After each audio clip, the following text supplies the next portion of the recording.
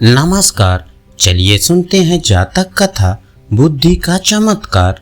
आज से कई सौ साल पूर्व की बात है। एक गांव में राम सिंह नामक एक किसान अपनी पत्नी व बच्चे के साथ रहता था। राम सिंह अनपढ़ व गरीब था, मगर अपने बेटे सुंदर को वह पढ़ा लिखा कर किसी योग्य बनाना चाहता था, ताकि उसका बेटा भी उसकी भांति उम्र भर मेहनत मजदूरी न करता रहे। अपने पुत्र से उसे बड़ी आशाएं थी। लाखों सपने उसने अपने पुत्र को लेकर संजो डाले थे।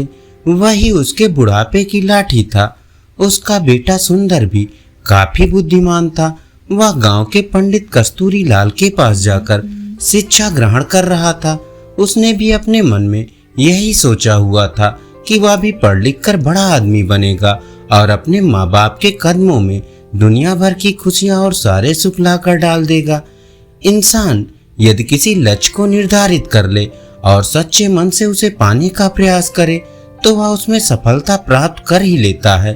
ऐसा ही सुंदर के साथ भी हुआ। वह अपनी कक्षा में अच्छे नंबरों से उत्तीर्ण हुआ। सारे गांव में उसकी खूब वाहवाही हुई। अपने बेटे की इस सफलता पर राम सिंह का मस्तक भी गर्व से ऊंचा हो उठा। एक रात राम सिंह ने अपनी पत्नी से कहा, सुंदर की माँ, मेरे मन में सुंदर को लेकर काफी दिनों से एक विचार उठ रहा है। कहो जी, राम सिंह की पत्नी ने कहा, ऐसी क्या बात है? क्या सुंदर की शादी विवाह का विचार बनाया है? अरे भाग्यवान, शादी ब्याह तो समय आने पर हम उसका करेंगे ही, मगर अभी उसे अपने पैरों पर तो खड़ा होने दें। मेरा तो यह विचार है कि क्यों ना हम उसे शहर भेज दें, ताकि वहां जाकर कोई अच्छा सा काम धंधा सीखकर कुछ बनकर दिखाए। यहाँ गांव में तो बस मेहनत मजदूरी का ही धंधा है। पढ़ने लिखने के बाद भी यदि उसे यही धंधा करना है तो पढ़ाई लिखाई का लाभ ही क्या है? हमारा तो अपना कोई खेत भी नहीं है जिसमें मेहनत करके वह कोई तरक्की कर सके। मगर सुंदर के बापू, सुंदर ने तो आज तक शहर देखा ही नहीं है। हम किसके भरोसे उसे शहर भेज दें? सुंदर की माँ कमला ने कहा। माना कि हमारा सुंदर समझदार और सूझबूझ वाला है और शहर में वह कोई अच्छा सा काम धंधा तलाश भी लेगा, मगर शहर में टिकने का कोई ठिकाना भी तो चाहिए। सुनो सुंदर की माँ, शहर में मेरा एक मित्र है। हालांकि हम दोनों वर्षों से एक दूसरे से नहीं मिले, मगर फिर भी मुझे उम्मीद है कि यदि मैं सुंदर को उसका पता ठिकाना समझा कर भेजूं तो वह अवश्य उसे शरण देगा और रोजी रोजगार ढूंढने में वह सुंदर की सहायता भी करेगा। बात तो आपकी ठीक है सुंदर के बापू, लेकिन मेरा मन नहीं मान रहा कि मैं अपने लाल को अपनी आंखों से दूर करूं। ऐसा तुम अपनी ममता के हाथों मजबूर होकर कह रही हो, मगर दिल से तो तुम भी यही चाहती हो कि हमारा बेटा तरक्की करे। इसलिए दिल को मजबूत बनाओ। सुंदर शहर जाकर कुछ बन गया तो हमारा बुढ़ापा भी सुख से गुजरेगा। और इस प्रकार राम सिंह ने अपनी पत्नी को समझा बुझाकर सुंदर को शहर भेजने के लिए राजी कर लिया। उसी शाम सुंदर जब अपने यार दोस्तों के साथ खेलकूद कर घर वापस आया तो राम सिंह ने बड़े प्यार से अपने पास बैठाया और अपने मन की बात बता दी। सुंदर यह जानकर बहुत खुश हुआ कि उसका बापू उसे शहर भेजना चाहता है। वास्तव में सुंदर भी यही चाहता था कि वह किसी प्रकार शहर चला जाए और वहाँ कोई ऐसा काम धंधा करे जिससे उसका परिवार सदा सदा के लिए गरीबी से छुटकारा पा सके। अतः पिता का प्रस्ताव पाकर वह बड़ा खुश हुआ और बोला, पिताजी, चाहता तो मैं भी यही था कि पढ़ लिख कर शहर जाऊं और अच्छी सी नौकरी करके घर की कमाई में आपका हाथ बटाऊं, मगर कहीं आप मुझे शहर भेजने से इनकार न कर दें। यही सोचकर मैंने आपसे अपने मन की बात नहीं कही। मगर अब जब आप स्वयं ही मुझे शहर भेजने के इच्छुक हैं तो इससे अधिक खुशी की बात मेरे लिए भला और क्या हो सकती है। मैं अवश्य ही शहर जाऊंगा। और इस प्रकार दूसरे ही दिन राम सिंह ने उसे दीन दुनिया की ऊंच नीच समझाई और अपने मित्र का पता देकर शहर के लिए विदा कर दिया। सुंदर काफी सूझबूझ वाला समझदार युवक था। अपने माता पिता के दुख दर्द को वह भली भांति समझता था। वो ये भी जानता था कि गांव में रहकर तो उसका भविष्य अंधकार में डूबा ही रहेगा। जबकि उसकी इच्छा बड़ा आदमी बनकर अपने माता पिता को भरपूर सुख देना था। अतः खुशी खुशी वह शहर के लिए रवाना हो गया। शहर आकर सुंदर की आंखें चुंधिया गई। खूब भीड़ भड़क्का, सजी संवरी दुकानें, तांगे इक्कों का आवागमन।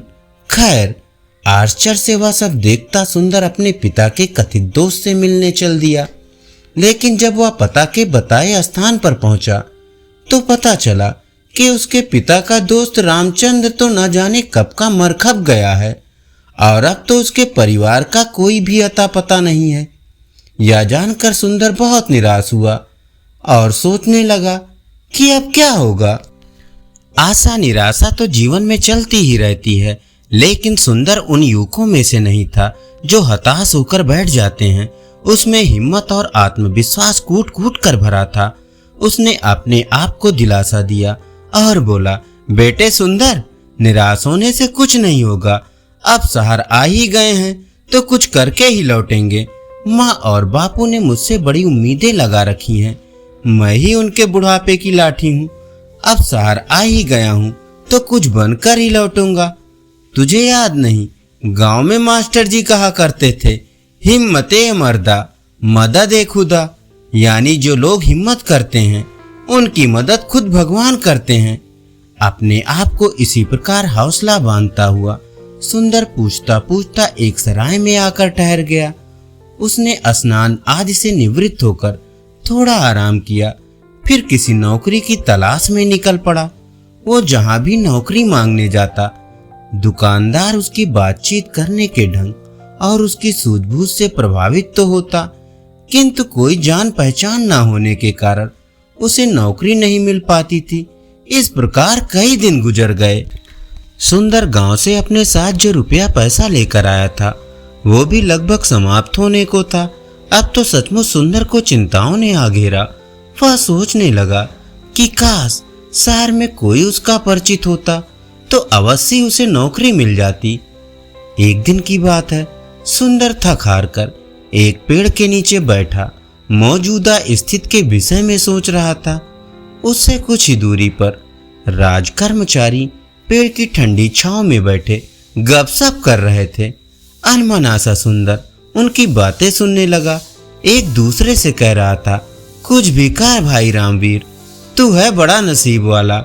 हम दोनों साथ साथ ही राज दरबार की सेवा में आए थे, मगर तू तरक्की करके राजा जी का खजांची बन गया और मैं रहा सिपाही का सिपाही। इसे कहते हैं तकदीर। तकदीर भी उन्हीं का साथ देती है गंगाराम, जो सूझबूझ और हिम्मत से काम लेते हैं। मैंने अपने सूझबूझ से कुछ ऐसे काम किए कि महाराज का विश्वास पात्र बन गया और उन्होंने मेरी ईमानदारी देखकर मुझे खजांची बना दिया। ना भाई, तू जरूर किसी साधु या फकीर से कोई मंत्र वंत्र पढ़वा कर लाया होगा जो इतनी जल्दी इतनी तरक्की कर ली, वरना मैं क्यों न किसी ऊंचे पद पर पहुंच गया। भैया तू मुझे भी अपनी कामयाबी का राज बता। तेरे जैसे लोग इसी चक्कर में रहते हैं कि पकी पकाई मिल जाए और खा लें। अरे भाई मेरे, अगर इंसान में हिम्मत, हौसला, ईमानदारी, साहस और सूझबूझ हो तो वह पहाड़ को खोदकर नदी बहा दे। देख, तू वह मरा हुआ चूहा देख रहा है ना? रामवीर ने सड़क के किनारे एक मरे हुए चूहे की ओर इशारा किया। हाँ, देख रहा हूँ। आने जाने वाले लोग भी उसे देख रहे हैं और घृणा से थूककर दूसरी ओर मुंह फेर कर निकल रहे हैं। रामवीर भाई, मैं तुझसे तेरी तरक्की का रहस्य पूछ रहा था और तू मुझे मरा हुआ चूहा दिखा रहा है। ये क्या बात हुई? गंगाराम, मैं तुझे कामयाबी की बाबत ही बता रहा हूँ। सुन, लोग उस मरे हुए चूहे पर थूक कर जा रहे हैं, मगर कोई सूझबूझ वाला इंसान इस मरे हुए चूहे से भी 4 पैसे कमा लेगा। भैया मेरे, अक्ल का इस्तेमाल करने से ही इंसान कामयाबी हासिल करता है, जंतर मंतर से कुछ नहीं होता। मैं समझ गया भाई रामवीर। निराश सा होकर गंगाराम बोला, तू मुझे अपनी कामयाबी का राज बताना ही नहीं चाहता। खैर, कभी तो मेरे भी दिन बदलेंगे। अब चलते हैं। इस प्रकार वे दोनों राजकर्मचारी उठकर चले गए। वे तो चले गए, मगर खजांची रामवीर की चूहे वाली बात ने सुंदर के दिमाग में खलबली सी मचा दी। उसके दिमाग में रामवीर की कई बात बार बार गूंज रही थी। लोग उस मरे हुए चूहे पर थूक थूक कर जा रहे हैं, मगर कोई सूझबूझ वाला इंसान इस मरे हुए चूहे से भी 4 पैसे कमा लेगा, 4 पैसे कमा लेगा, 4 पैसे कमा लेगा। सुंदर सोचने लगा, खजांची की बात में दम है। जिस देश में मिट्टी भी बिकती हो वहाँ कोई चीज बेचना मुश्किल नहीं, मगर इस मरे हुए चूहे को खरीदेगा कौन? कैसे कमाएगा कोई इससे 4 पैसे? चूहे को घूरते हुए सुंदर यही सोच रहा था, लेकिन उसकी समझ में नहीं आ रहा था। तभी सड़क पर उसे एक तांगा आता दिखाई दिया। तांगे में एक सेठ बैठा था जिसने एक बिल्ली को अपनी गोद में दबोचा हुआ था। बिल्ली बार बार उसकी पकड़ से छूटने की कोशिश कर रही थी। अभी घोड़ा गाड़ी सुंदर के आगे से गुजरी ही थी कि बिल्ली सेठ की गोद से कूदी और सड़क के किनारे की झाड़ियों में जा घुसी। अरे अरे तांगे वाले, तांगा रोको, मेरी बिल्ली कूद गई, सेठ चिल्लाया। तांगा रुका और सेठ उतरकर तेजी से झाड़ियों की तरफ लपका। अरे भाई तांगे वाले, देखो मेरी बिल्ली उन झाड़ियों में जा घुसी है, उसे पकड़ने में मेरी मदद करो। सेठ झाड़ियों के पास जाकर बिल्ली को बुलाने लगा। आ आ पूसी पूसी आ। इस बीच तांगे वाला और सुंदर सहित कुछ अन्य लोग भी वहां जमा हो गए थे। अरे भाई, मैं किसी खास प्रयोजन से इस बिल्ली को खरीद कर लाया हूँ, कोई इसे बाहर निकालने में मेरी सहायता करो। सेठ बेताब होकर एकत्रित हो गए लोगों से गुहार कर रहा था, जबकि झाड़ियों में घुसी बिल्ली पंजे झाड़ झाड़ कर गुर्रा रही थी। देख नहीं रहे हो सेठ जी कि बिल्ली किस प्रकार गुर्रा रही है? एक व्यक्ति बोला। हाथ आगे बढ़ाते ही झपट पड़ेगी। ये सब देखकर सुंदर के मस्तिष्क में राजा के खजांची की बात गूंज गई। कोई सूझबूझ वाला इंसान इस मरे हुए चूहे से भी 4 पैसे कमा लेगा। सुंदर के मस्तिष्क में धमाका सा हुआ और तुरंत उसके मस्तिष्क में एक युक्ति आ गई। वो सेठ से बोला, सेठ जी, अगर मैं आपकी बिल्ली को काबू करके दूं तो आप मुझे क्या दोगे? आए? सेठ जी ने तुरंत सुंदर की ओर देखा और बोला, भाई तू मेरी बिल्ली को काबू करके देगा तो मैं तुझे चांदी का एक सिक्का दूंगा। चांदी का सिक्का? सुंदर के मुंह में पानी भर आया।